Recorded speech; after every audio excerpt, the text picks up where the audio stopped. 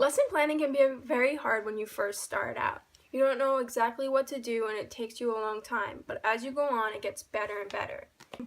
One thing you can do when you're preparing your lessons is including alternative materials such as books, pictures, charts, even videos, or real-life objects. So when I was doing my science lesson in my internship, I had a lot of charts, a lot of books, a lot of pictures that went along with it, as long as a video. It's a great idea to have these pictures so they have a visual along with the text that's written down. So when I was teaching behavioral adaptations with plants and animals, I used a lot of worksheets that had passages and charts that went along with it. So they would read the passage, go through the vocab and all the descriptions, it would have pictures, and then they would take the chart and look for the answer either in the chart or from the passage itself. And I think that helped a lot easier because they could go back and match up the picture with the right bird and then look for what the purpose was within that description.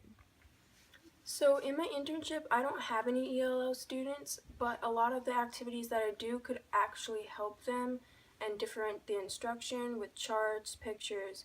One thing I did when I did the animal adaptations was I played a video at the beginning when talking about the animals and then at the beginning when I talked about the plants. So it helped them refresh and learn what we're going to be learning about and what they already know. Another thing that you could do is bring in real life objects.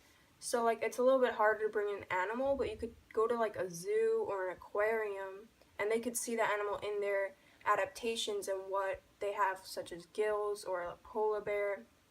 But for plants, you could bring in a plant or like a small cactus and show them they have the needles, the roots, they're in the dirt, it's waxy. And then for another worksheet, we just had a picture and we talked about their adaptations. So for the duck one, it kind of just pointed to certain parts of the body. So it pointed to the beak, so we talked about what the beak does for the duck. Then it pointed to the feathers, we talked about how the feathers help the duck. And then the webbed feet and how that helped. But for the cactus, it was a little more broad. We just talked about adaptations that cactus had. They talked about the needles, which they knew right away. They knew about how it was hollow inside and that they had large roots. But the waxy skin was a little bit harder for them to come up with the answer with, which I thought would happen. Another example was having students draw their own pictures and make connections themselves. So if you were talking about a cactus, you could make them like draw a cactus and like write their adaptations before you actually go over it to see what they know and what they still need to learn about. And you could do that with animals too, but it might be a little bit harder. But it's easy to talk about like a polar bear and how they live in the tundra and they have warm fur and that, rather than something that lives in the jungle and you can't really see it as well.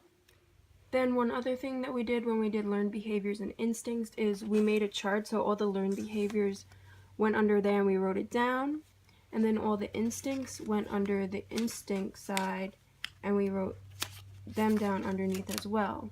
And then after we wrote down the characteristics and what they meant, we took these cards and we had to put the one, say this is a learned behavior, you'd put it in the learned behavior. If this was an instinct, you would put it in the instinct, and so on. So I think matching also helped them like physically hold it down and then be able to feel which one it goes to. You ready? So another thing you could do is find clip art or videos or anything on the internet that goes along with their vocabulary. So say you're talking about behavioral adaptations, you could pull up a video of a gopher burrowing a hole and explain why they do it, when they do it, and where they're found and all that, and that will help them understand the vocab words as long as the concept. Use hands-on activities as often as you can, even if it's just like matching cards or drawing or actually holding the plant. It can help the students understand it a lot more than just reading it through a text. Preparing your lessons that you include your ELL students.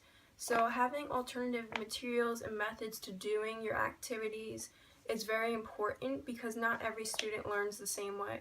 Some people need hands-on, some need visuals, some just like to read the text, and that's okay. So it's important that you include all different ways. I think that alternative materials works best for ELL learners because they get to see so many different methods of it.